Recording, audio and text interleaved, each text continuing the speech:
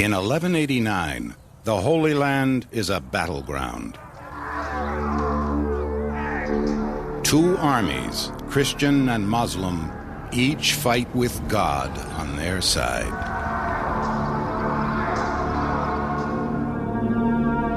At the place of honor in the Christian lines, Gérard de Riefort commands Allah's worthiest foe, the Knights Templar. These men, brave and rigorous in arms, have struck hard with frequent attacks, both secretly and openly, so that those who previously terrorized us now regard themselves as most happy if they are permitted to live in peace. So terrible are the Templars that the great Muslim general Salah ad-Din, as generous as he is shrewd, has shown them no mercy. The fiery heart of the enemy, he calls the Templars. These, more than all the others, destroy the Arab religion and slaughter us.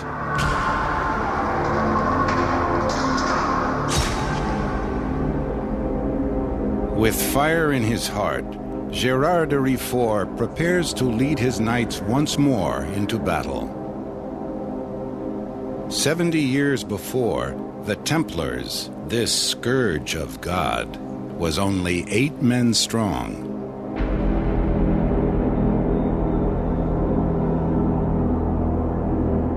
On the road to Jerusalem, 2 French nobles saw the light. Hugh de Payon and Godfrey de Saint-Omer, traveling with 6 other knights, vowed to safeguard the progress of pilgrims to the Holy Land. Reaching Jerusalem, retaken from the Muslims, they hurried to the Holy Sepulchre, the very site, as all good Christians knew, where their Savior was crucified.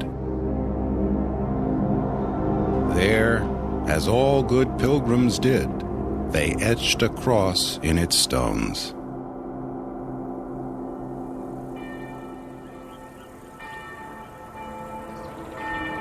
The Christian king of Jerusalem was so impressed by their piety that he granted them quarters in his own palace, itself built, it was said, on the site of the Temple of Solomon.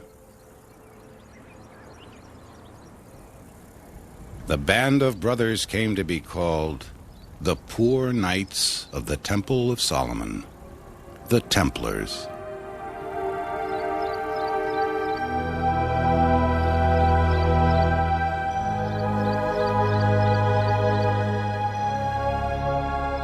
They took a vow of poverty and took as their seal the image of 2 knights sharing a horse. Nurtured by the Pope himself, the new order flourished. To buy their own salvation, noblemen gave the Templars armor, horses, and land.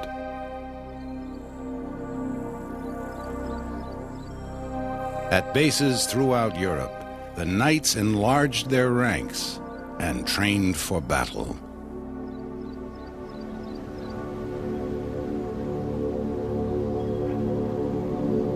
Soon, from their own storehouses and monasteries, the Templars were sending supplies and men to the Holy Land, the sons of nobles who had spent their youth preparing for war.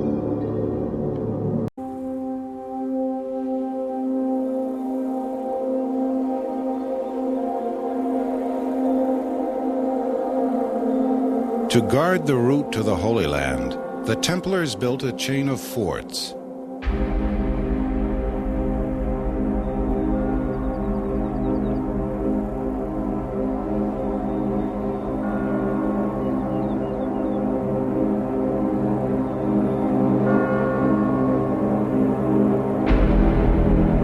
To pilgrims, these whitewashed outposts gleamed like beacons.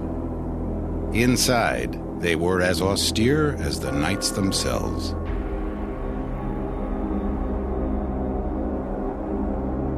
In 1177, near the Mediterranean port of Ascalon, the Templars attacked a Muslim army under the Sultan of Egypt the great Muslim general Salah-ad-Din.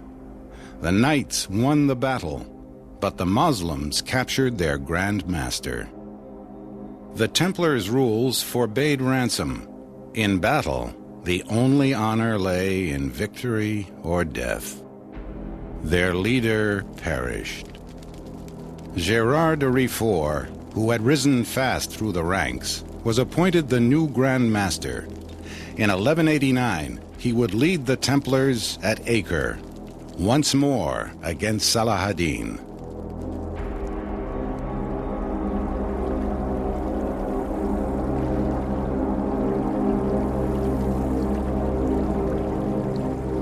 Acre, the largest port in Palestine, as desirable as it was formidable.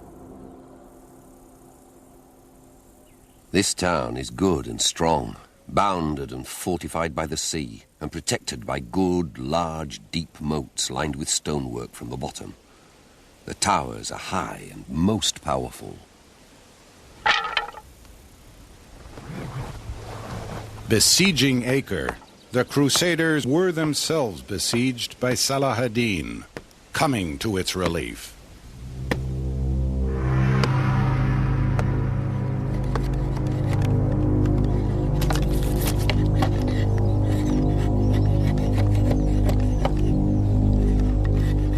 On a crisp morning in October, an order passed through their camp. Gérard de Riefort made ready for battle.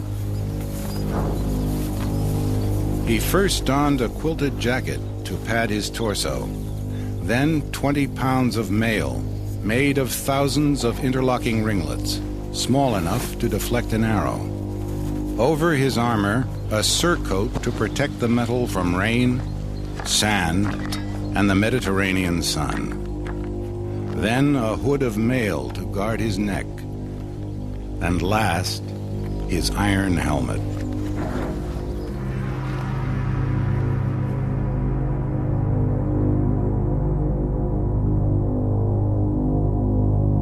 You could see there an incomprehensible number of armed men.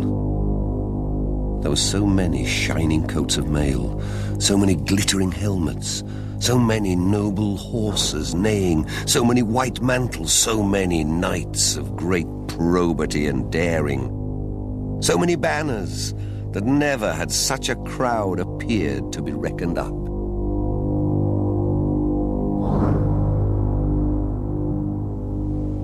The Templars rallied by their Grand Master and their banner, black and white, a reminder of the battle between good and evil they were called to fight.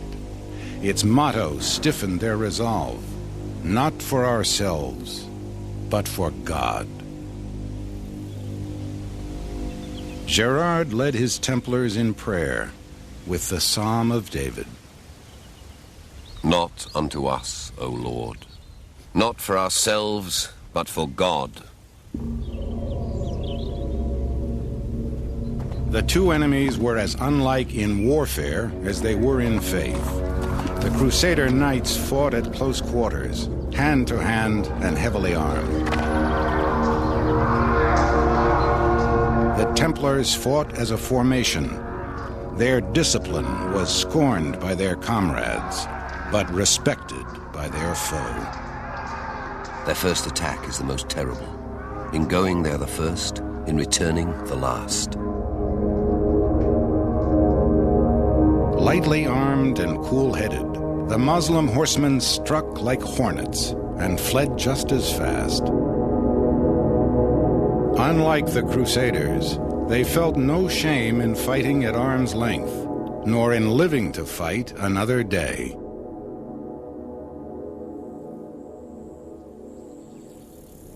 The Pope would hear how his knights fought that day. On the 4th of October, we joined battle. Altogether, we were 4,000 knights and 100,000 foot soldiers. However, our enemy Saladin had 100,000 knights. Nevertheless, we were armed with the sign of the Holy Cross. The Templars charged. They held their lances low to pierce Arab armor. Coming to blows, They lashed out with their swords. Those who fell to the ground fought on with sword or axe. Victory or death, or disgrace. Should any of them, for any reason, turn his back to the enemy, or come forth alive from a defeat, or bear arms against the Christians, he is severely punished. The white mantle with the red cross, which is the sign of his knighthood, is taken away, and he is cast from the society of his brethren, and eats his food on the floor for the space of a year.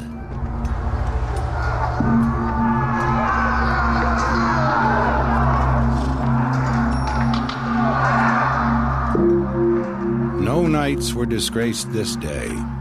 In their eyes, God fought with them.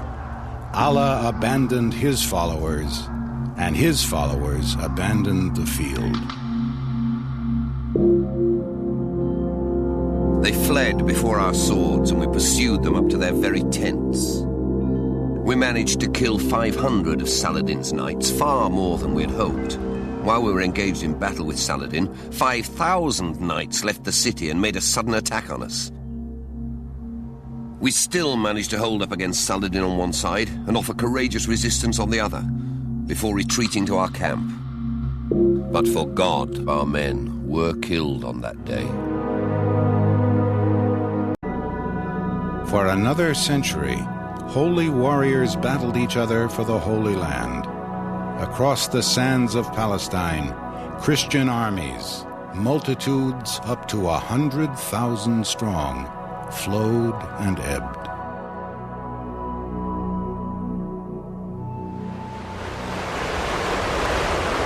Between the tides of invasion, the Templars held fast in their fortresses. No other knights knew the land or the enemy so well. As warriors and diplomats, the Templars kept the Muslims at bay.